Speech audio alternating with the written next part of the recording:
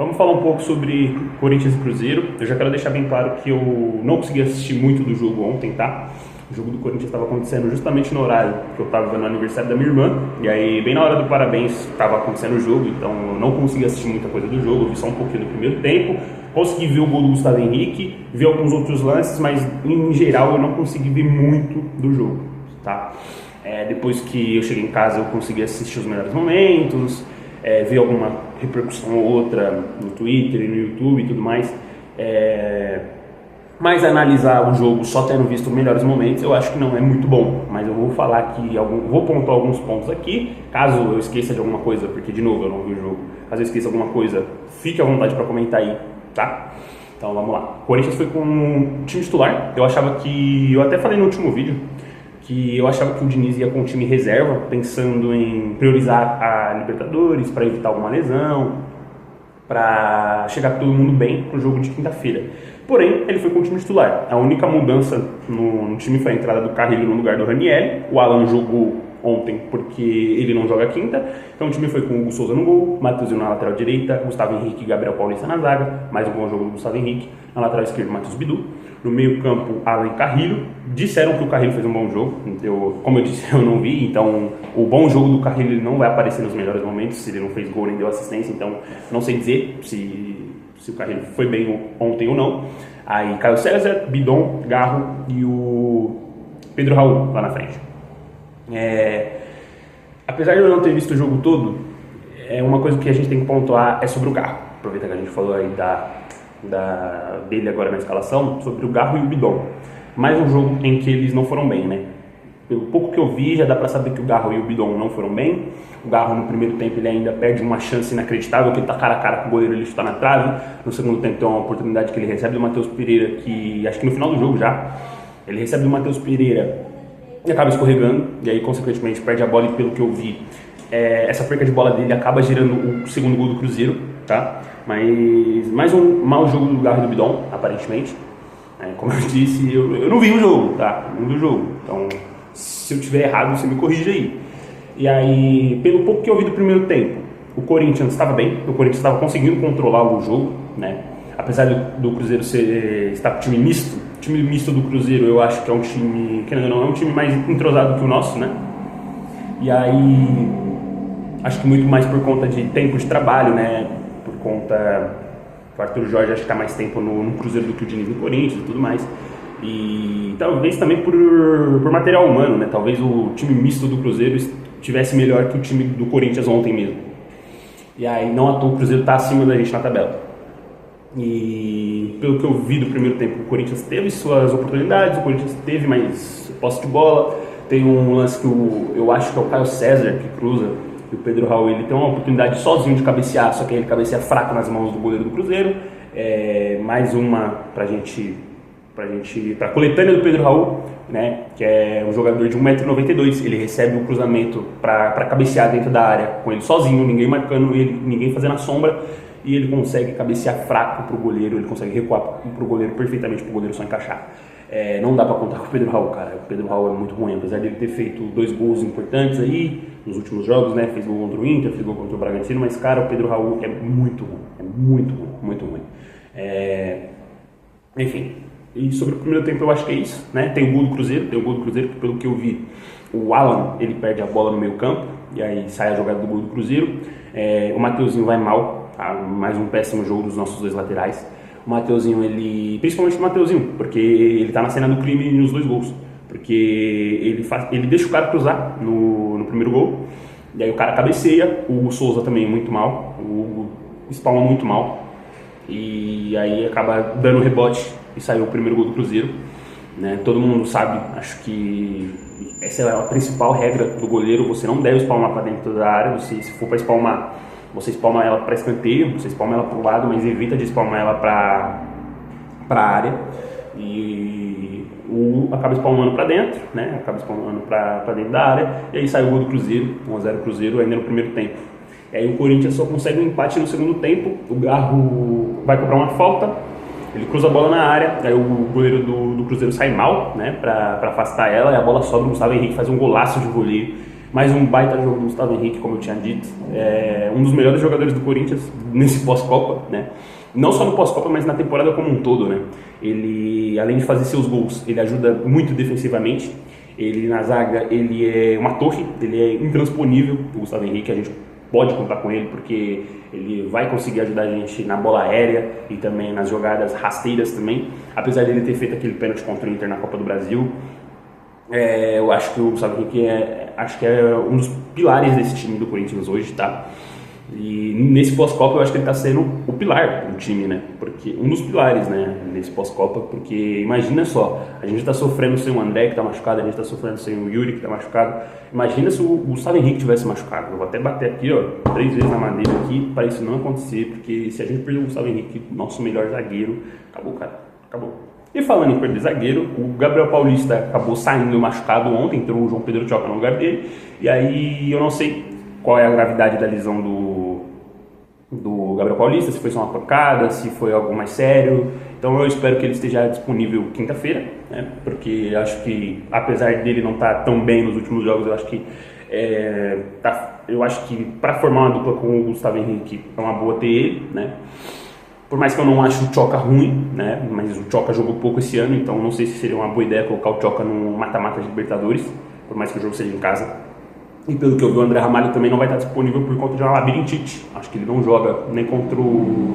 Não jogou ontem, né? Não estava disponível ontem, nem vai estar quinta-feira, pelo que eu vi. E aí, cara, como eu disse, eu vou me repetir pela terceira, quarta vez nesse vídeo. Como eu não vi o jogo, eu não sei se o Corinthians teve mais outras chances para virar o jogo, para virar o resultado. Teve uma oportunidade com o Caio César, agora que eu lembrei, tá? Que eu vi. Essa oportunidade eu vi um pouco depois que saiu o gol. O Caio César, ele recebe, ele pega a bola, ele tem um espaço amplo para ele sair em disparada, e aí ele acaba tomando a pior decisão possível, né? Ele tenta chutar de muito longe, aí ele chuta em cima da marcação. E Caio César também não vem bem, né, nesse pós-Copa.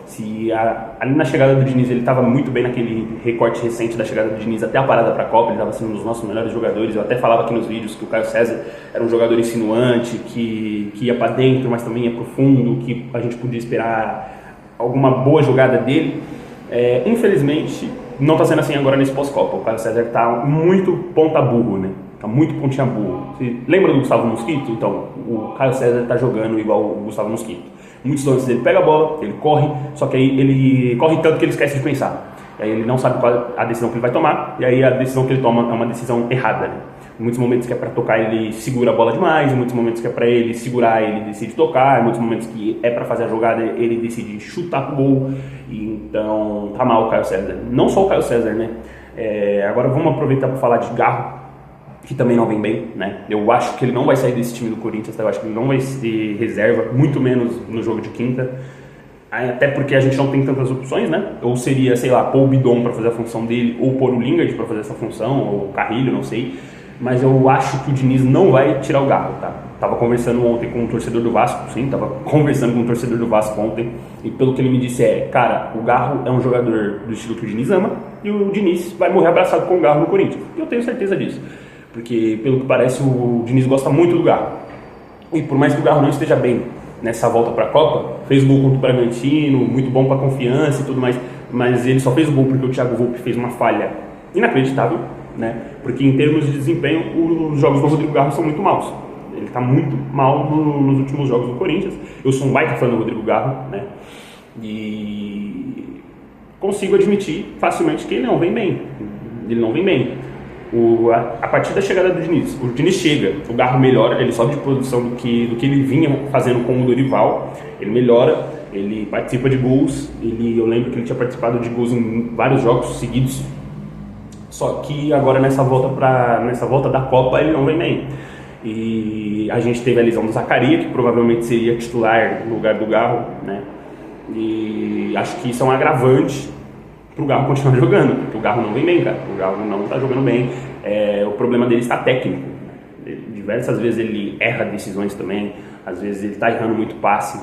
E sem contar a burrice em campo, né? A burrice em campo no quesito de toda hora querer simular uma falta, isso gerando tomar um cartão amarelo, tanto que contra o Curitiba ele já não joga por conta que tá suspenso, né? Parece que voltou de suspensão recentemente e já tá suspenso de novo.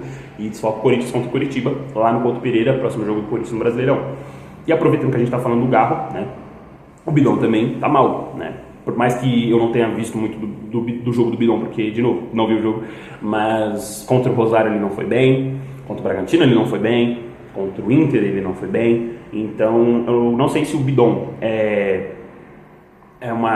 ele tá mal por questões técnicas ou se é por conta da posição que ele tá jogando, porque nesse esquema do Diniz ele tá jogando mais pela esquerda, parece, ele tá mais aberto. Então, eu não sei se o problema do Bidon é a questão do posicionamento, eu não sei se o problema do Bidon é técnico mesmo, é um mau momento técnico mesmo, porque contra o Remo ele jogou mais por dentro, né? Porque o Garro não tava, jogou acho que o Zaccaria pela esquerda e o Bidon jogou mais por dentro, e aí o Bidon fez um baita jogo. Contra o Grêmio, antes da parada para a Copa, eu acho que ele joga mais por dentro também, apesar do Garro estar jogando, ele joga acho que mais por dentro também. Acho que jogar mais aberto é ruim pro Bidon por conta disso. Mas enfim. E aí, pelo que eu disse, a jogada do gol do Cruzeiro se origina nessa perca de bola do Garro. E aí vem um cruzamento para a área e sai o gol de cabeça, acho que do Wanderson no Cruzeiro, 2-1 Cruzeiro. Eu queria saber o que o Mateuzinho estava fazendo no gol do Cruzeiro, cara. Porque você viu o lance, você viu o Mateuzinho, o começo do lance. O Mateuzinho tá vindo, ele tá acompanhando o Wanderson, tá entrando na área, aí a bola vem, o Wanderson pula, o Wanderson não é nem um jogador tão alto, mas ele pula, o Mateuzinho tá de costas para ele, em Nárnia. E aí o Wanderson cabeceia no canto do Hugo Souza e 2-1 pro Cruzeiro. E eu queria saber o que o modo Prime, né, o Mateuzinho, já que ele tá no modo Prime, que porra de modo Prime é esse que ele não tá vendo o cara que ele tem que marcar? Que porra é essa que ele tá de costas pro marcador dele, cara? E irrita, cara, irrita porque eu não sei o que ele tava na cabeça pra no dia que a gente é eliminado, ele vai na zona mista e fala, tô no modo Prime, não sei o que lá, cara, e fazendo partidas assim, porque o jogo dele contra o Inter não foi bem, o jogo dele contra o Rosário não foi bom, o jogo dele contra o Bragantino foi um jogo bom, tá, mas contra o Rosário ele não foi bem, e ontem também, pelo pouco que eu vi, também não foi mais um bom jogo dele, né, e muito desse time do Diniz era bom, né, o time do Diniz tinha bons resultados, tinha boas jogadas, tinha boas chegadas ao ataque, muito por conta da liberdade dos dois laterais. E como os dois laterais não estão bem, isso acho que acaba influenciando também o time do Corinthians não estar tão bem, porque a gente perdeu nosso melhor centroavante, a gente perdeu o André também no meio campo. Então falta alguém para criar as jogadas, para originar os lances de perigo do Corinthians. E muitas vezes esses jogadores que estavam originando os lances de perigo do Corinthians eram os laterais. E agora, como a gente está numa sequência de jogos ruins dos dois laterais do Corinthians, eu acho que isso também influencia para o time do Corinthians estar mal também, né? E acho que é isso. Acho que esse é os meus 50 centavos de opinião sobre o jogo, né, pelo pouco que eu vi. Então, se eu tiver esquecido de alguma coisa, se eu tiver falado algo errado, por favor, me corrija nos comentários, tá? E é isso, próximo vídeo provavelmente é sexta-feira que vem, o vídeo do pós-jogo contra o Rosário Central, ou se acontecer alguma coisa essa semana, alguma reviravolta no negócio do Memphis, aí eu apareço aí pra gravar alguma coisa. Beleza? Deixa o like, se inscreve, ativa o sino das notificações, segue a gente no Instagram e até o próximo vídeo.